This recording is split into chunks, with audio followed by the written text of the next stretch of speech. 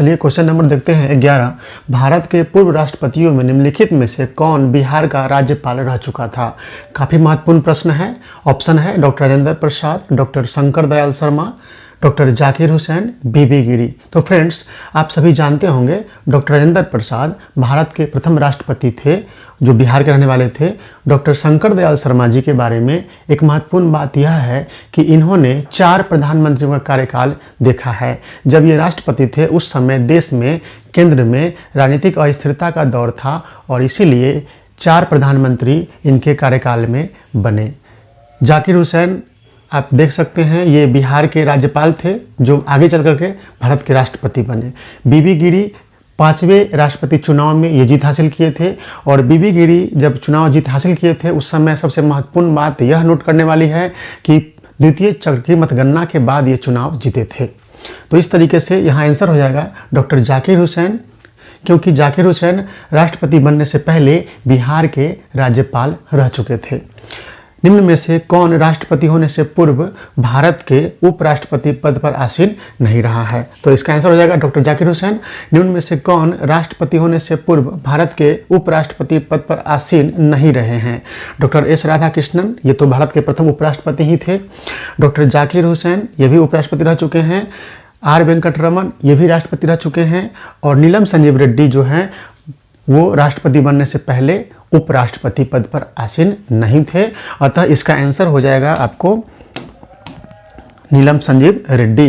नीलम संजीव रेड्डी एकमात्र ऐसे राष्ट्रपति हैं जो निर्विरोध निर्वाचित हुए थे, ये भी नोट करने वाली बात है। डॉक्टर जाकिर हुसैन की मृत्यु पद पर रहते हुए हुई थी और एक और राष्ट्रपति है जिनकी मृत्यु पद पर रहते हुए हुई थी, वो फखरुद्दीन अली अहमद थे। तो इस तरीके से अगला क्वेश्चन देखते हैं हम लोग। कौन सी भाषा संविधान की 8वीं अनुसूची में शामिल नहीं है? देखिए, भारत में राजभाषा भारतीय संविधान के भाग 17 में है और जो राजभाषा की लिस्ट में शामिल है वो भारतीय संविधान की 8वीं अनुसूची में दर्ज है। 8वीं अनुसूची में भाषा 22 हैं वर्तमान में और यह देश की राजभाषा है। तो चलते हैं, देखते हैं क्वेश्चन। कौन सी भाषा संविधान की 8वीं अनुसूची में शामिल नहीं है? अंग्रेजी, हिंदी, संस्कृत, उर्दू। तो फ्रेंड्स, जाहिर सी बात है हिंदी, संस्कृत और उर्दू संविधान के 8वीं अनुसूची में ये राजभाषा के अंतर्गत है, जबकि अंग्रेजी नहीं है।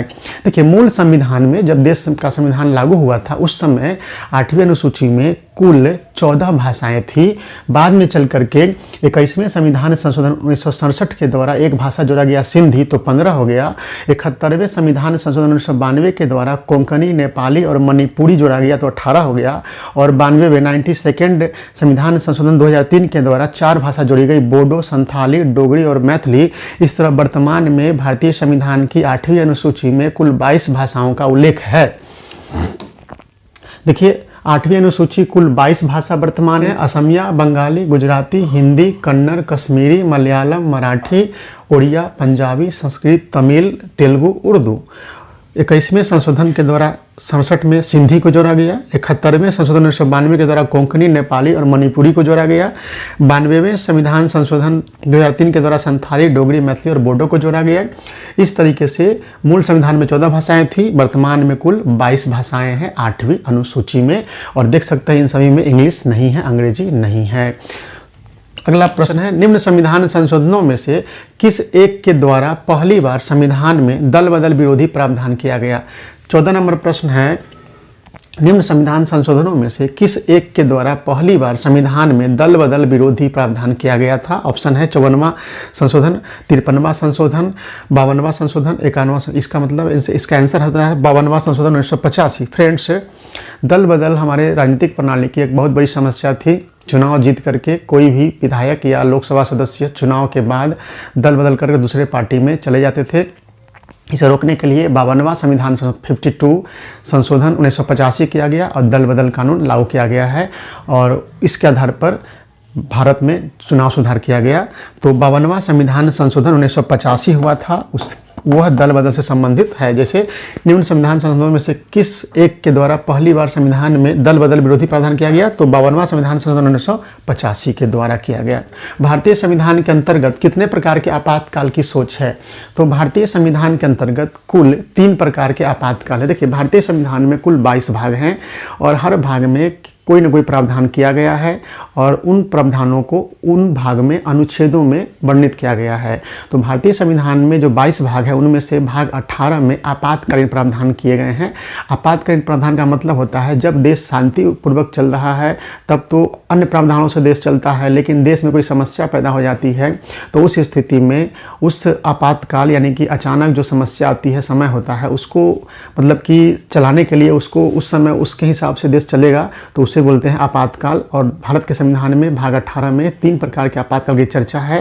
राष्ट्रीय आपातकाल, उसके बाद राज्यों में राष्ट्रपति शासन के हिसाब से, और तीसरा होता है वित्तीय आपातकाल। इस तरीके से भारतीय संविधान में कुल 3 प्रकार के आपातकाल की सोच रखी गई है। तो बहुत ही महत्वपूर्ण प्रश्न हमने अभी डिस्कस किया। इसके बाद हम लोग अगले वीडियो में नेक्स्ट प्रश्न को डिस्कस करते हैं। आप सभी लोग हमारे वीडियो को लगातार देखें और अच्छा लगे तो लाइक कर दें, और जिन लोगों ने अभी तक चैनल सब्सक्राइब नहीं किया है वो सब्सक्राइब